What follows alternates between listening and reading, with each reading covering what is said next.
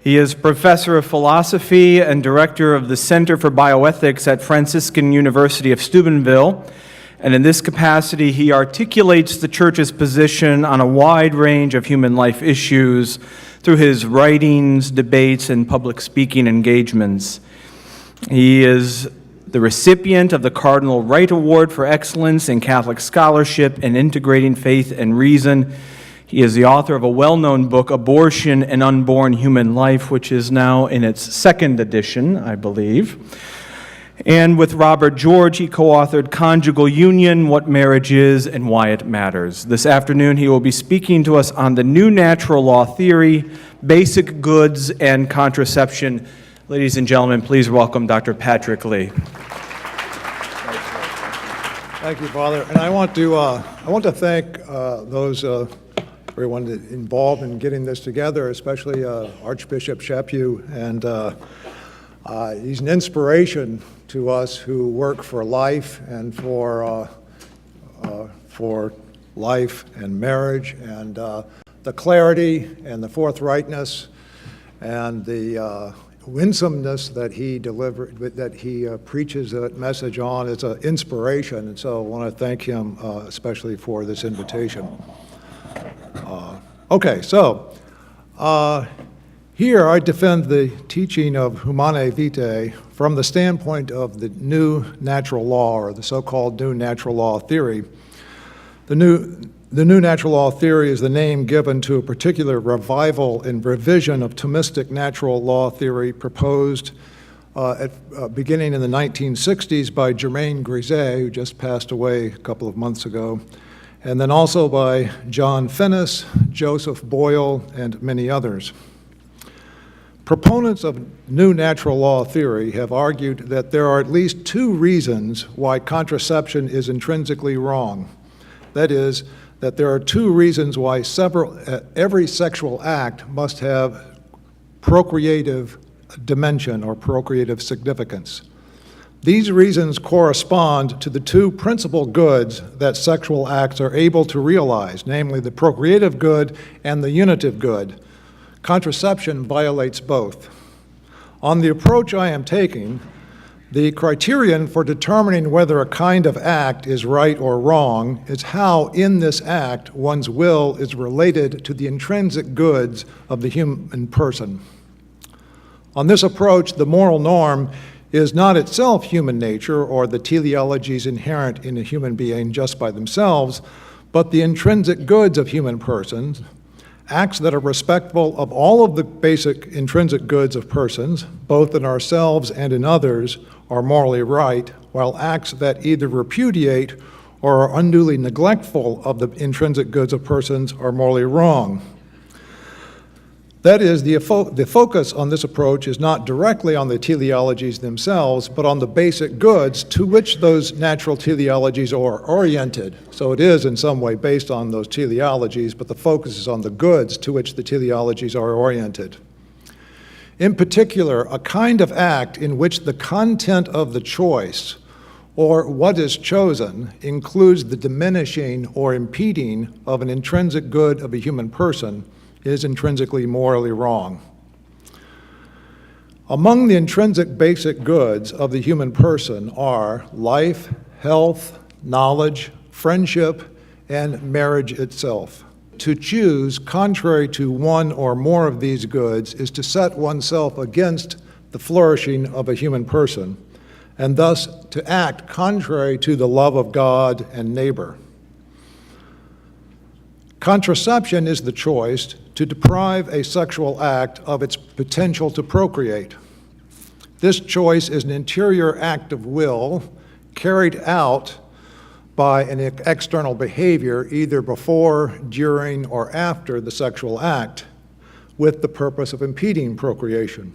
One argument that the proponents of the new natural law theory have advanced against contraception is that it is wrong because it involves a choice contrary to new life.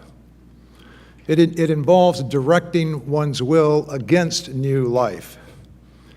It is not a choice to destroy a life that already exists, that would be an abortion, but still, in that choice, the interior direction of the will is contrary to the coming to be of a new life.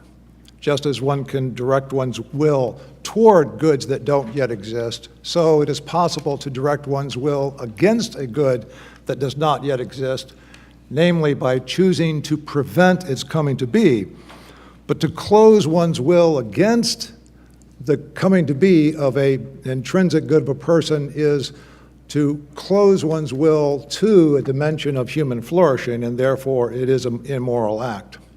Here, however, or today, I want to concentrate on a second argument against contraception advanced by new natural law theorists, an argument that is presented also by others, most notably by Pope St. John Paul II, and I think it's very similar to the argument, or perhaps the same, or in its structure, the same as Dietrich von Hildebrand's argument, in that it concentrates on the marital union. This argument is that it is wrong, or it is also wrong, contraception is wrong or also wrong because it violates the intrinsic good of marital union. Catholic theologians or philosophers who hold that contraception is morally permissible typically argue that a married couple may impede procreation and yet have sexual intercourse for the purpose of fostering their marital union. But this position presupposes that the choice to contracept is compatible with sexual intercourse's capacity to foster the spouse's marital union. The argument I will articulate or summarize here today, I think, shows that that is a mistake. How can an act of sexual intercourse foster marital union? People say that sexual acts can either procreate or foster marital union, but we need to explain how that is so. What is it about sexual intercourse that enables it to actualize or cultivate marital union? One possible answer is that sexual intercourse signifies or symbolizes, as an extrinsic sign, the spouse's mutual love. On this view, what makes sexual intercourse distinctive is its relation to something other than itself, namely, it's signifying an emotional or spiritual union. On this view, while the sexual acts are bodily, what they signify, and thus marriage itself, is purely spiritual. However, this position is mistaken. It is true that sexual intercourse is a sign or a symbol, but if that were its central reality, if that was the feature that made it capable of fostering marital union, then it seems that one could fairly easily change what it signifies, perhaps by stipulation, to suit different situations. The meaning of a kiss or a hug, for example, can vary considerably from one situation to the next. Moreover, make-believe kissing, say in acting in a play or a movie, that is, engaging in the act but only pretending to convey what it might otherwise signify, does not seem to be necessarily morally wrong, even though it may be awkward or embarrassing. In other words, that's true of kissing, which is basically a significatory act. But sexual intercourse during make-believe, as in a play or a movie, cannot keep from being much more than make-believe, whether that something more be good or bad. The reason for this difference seems to be that the central importance of sexual intercourse does not come from a separable relation to something extrinsic, but rather that its central importance comes from its basic reality. Again, there is a world of difference between being forced to kiss someone and being forced to have sex with someone. The one is not that serious, although perhaps wrong, and the other is a very serious violation. Or again, kissing an unconscious person without that person's consent does not seem to be necessarily wrong, or at least not seriously wrong. Whereas having sex with an unconscious person without that person's consent is a grave violation. But if sexual acts derive their importance from their signifying something extrinsic, it seems that this relation would be separable from the sexual act. And so it is difficult to see why sexual acts would be so strikingly different in the ways I mentioned a moment ago from other signs and gestures, such as kissing. So it doesn't seem that what makes a sexual act a very powerful, important kind of act is that it signifies or symbolizes love. Another possible view of how sexual acts can foster marital union is that they do so insofar as they are gifts of pleasure, and in that way intensify mutual affection. When two people engage in sexual acts, they give pleasure to each other, and perhaps that gift could be the source of the bonding power of sexual acts. However, this cannot be the central source of sexual activity's power to unite. Pleasure is not just, as Professor Bujistevsky explained so well, pleasure is not just by itself a genuine good.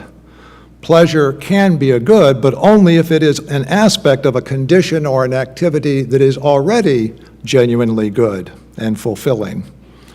And this point is also true of sexual pleasure. Hence, sexual pleasure by itself does not constitute a fitting gift. To be a genuine good, it must be part of a sexual act that already realizes a genuine good. These points indicate that what is most important in sexual acts, what makes them so powerful and momentous, is not what they signify or what they cause, but what they actually are prior to those extrinsic relations. Sexual intercourse is a sign or a symbol, and it is pleasurable, but these aspects of it are not sufficient to explain how it can contribute to marital communion. Indeed, the sign value and the distinctiveness of the pleasurable aspects of sexual intercourse are due to the distinctive reality that a sexual act is, at least part of which is that it establishes a thoroughgoing biological union.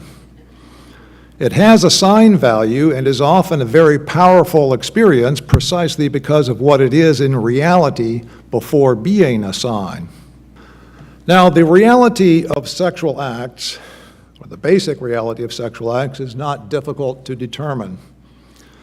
Sexual intercourse is, at least in part, or fundamentally, a biological act jointly performed by a male and a female that is defined by its power, or defined by its being a reproductive or procreative act. When a man and a woman have sexual intercourse, they truly do become biologically united. With respect to most systems, the nervous system, the circulatory system, and so on, each individual man or woman is complete.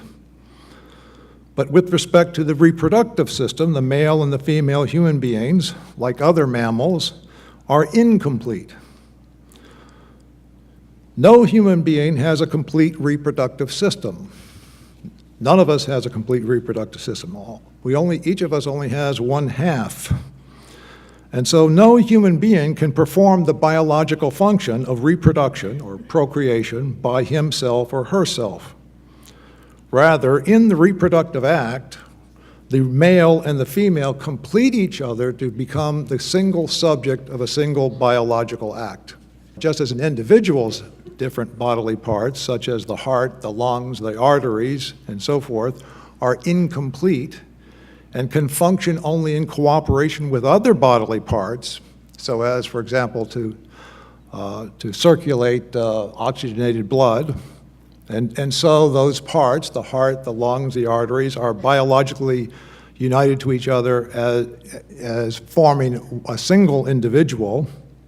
So too in sexual intercourse, the sexual organs of the male and those of the female participate in a single biological function performed by the couple as a unit.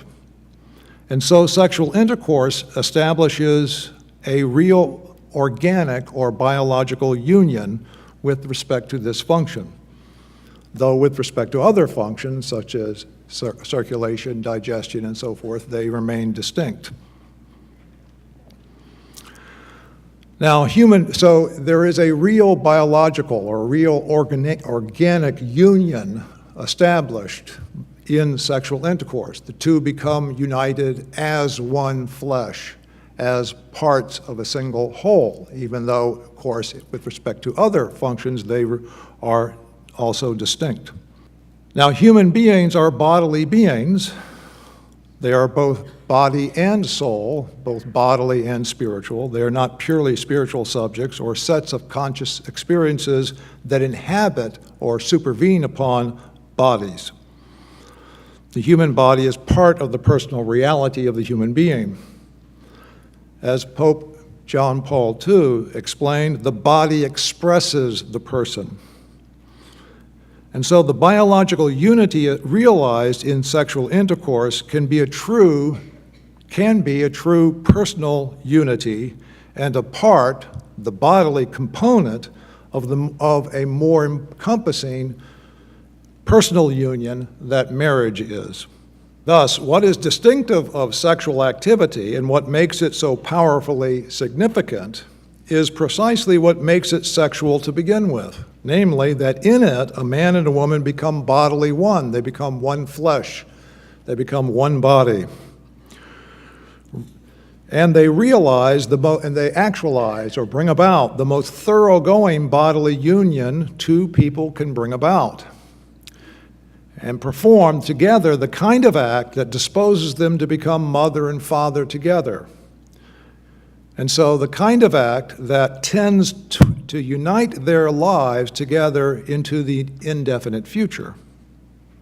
Because the completion or the fullness of that act would be continued on for years to procreate and then bring that child to completion, to maturation.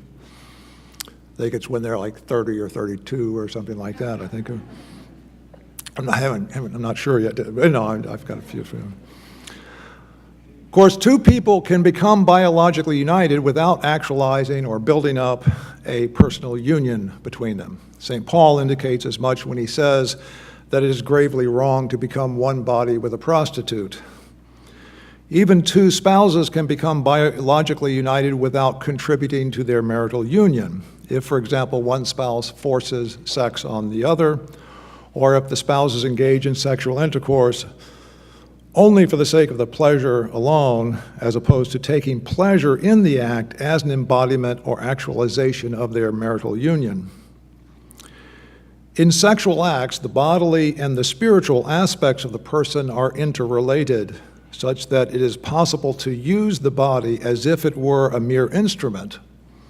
Or, on the contrary, the body can be integrated with the other aspects of the bodily and the bodily sexual aspect of the person and the spiritual aspects of the person can be integrated so that in this union is part of a total personal union.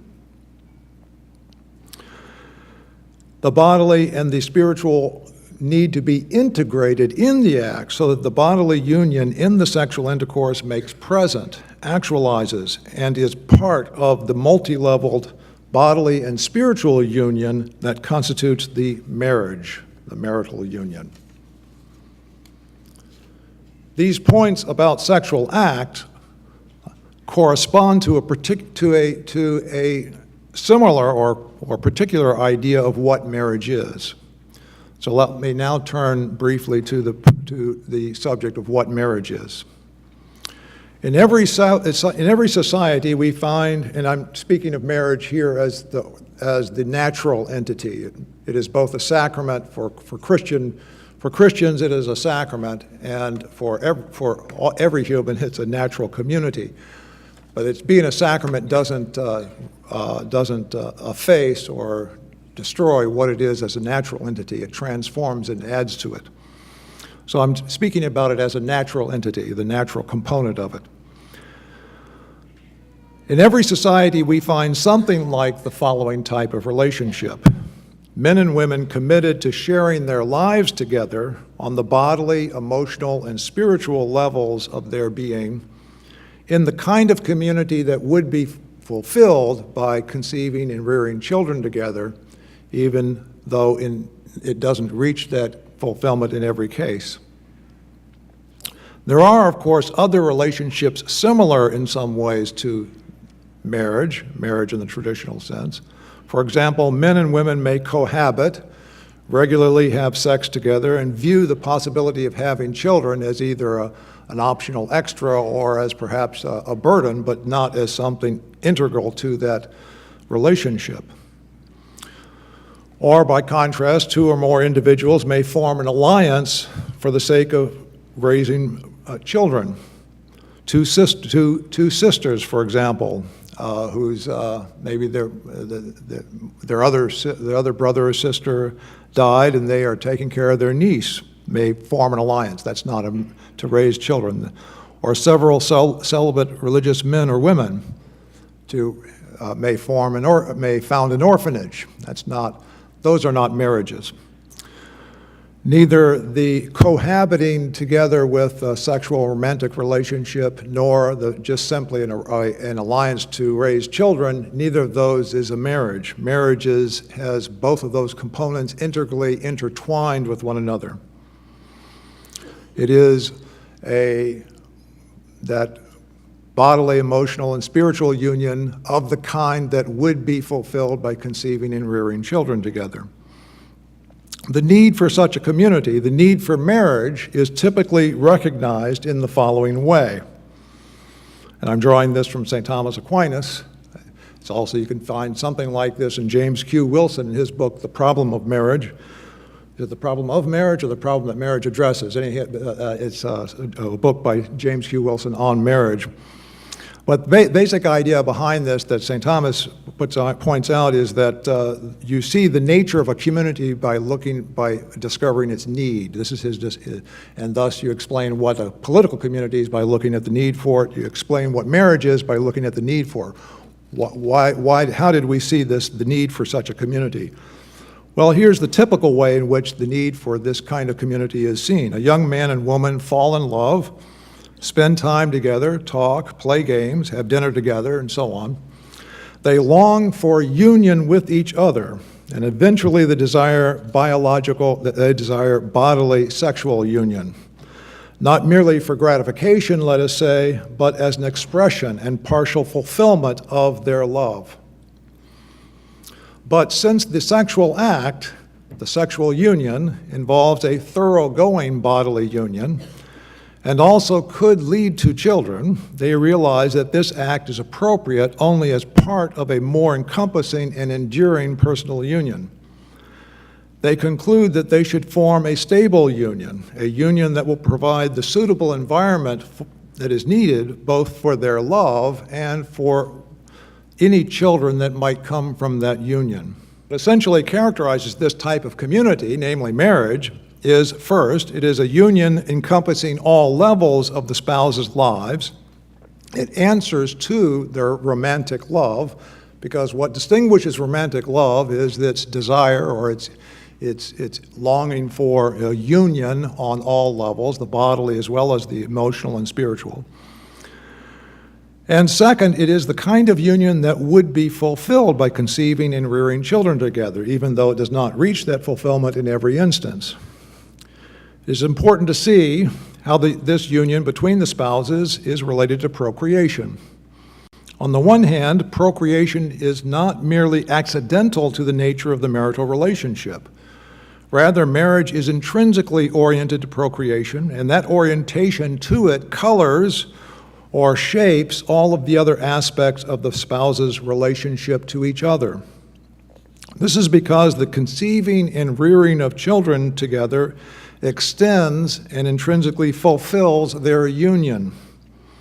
The man and the woman who are in love naturally see their becoming mother and father together, their becoming mother and father with each other, as the prolongation and enrichment and in fulfillment of the total union with each other that their romantic love longs for. The child himself or herself is a concrete embodiment of that love and union. On the other hand, procreation is not the sole end to which marriage is merely instrumental.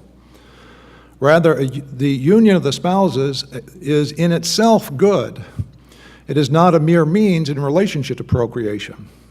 The spouses are fulfilled by marriage. They are fulfilled when marriage begins. They are fulfilled from the time that the marriage begins, and from the time that they consent. And if a married couple discovers that they cannot have children, they are still married. Paradoxically, if the spouses' union were viewed as merely instrumental in relation to having children, then it would not be a suitable environment for having children, for raising children.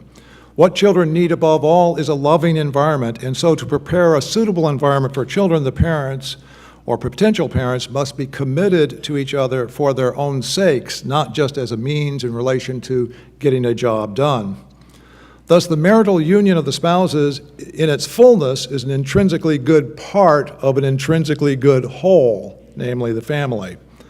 The union of the spouses is both good in itself and intrinsically oriented to enlarging into family. How then do sexual acts contribute to marital union? Not as extrinsic signs, nor just as giving pleasure. Loving marital intercourse actualizes or embodies the total marital union. Moreover, the bodily union realized in sexual intercourse modifies or shapes all of the other levels of the marital union. These points are implicit in the traditional teaching, both in secular and ecclesiastical law, that the first act of sexual intercourse consummates marriage. Because the marital communion is bodily as well as emotional and spiritual, it is not fully established or completed until the spouses have become one on the biological level, until they become one flesh. Subsequent acts of sexual intercourse then renew and embody their multi-leveled marital union.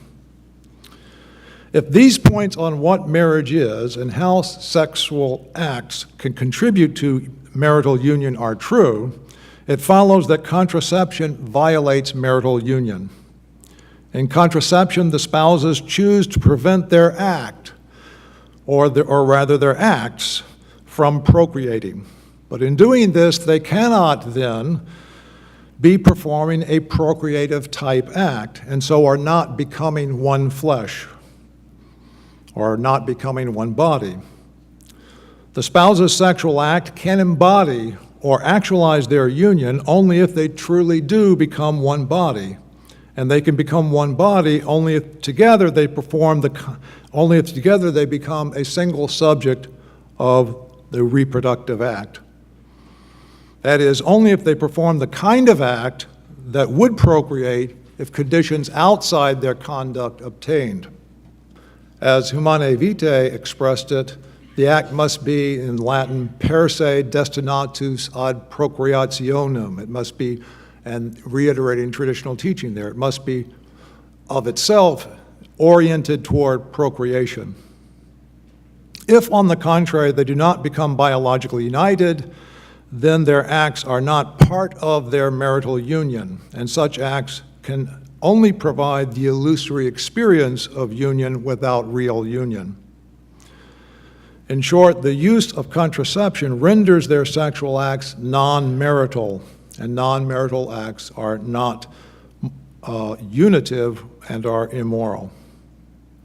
Non-marital sexual acts, in whatever variety, are immoral because they involve a disintegration of the sexuality of the persons involved.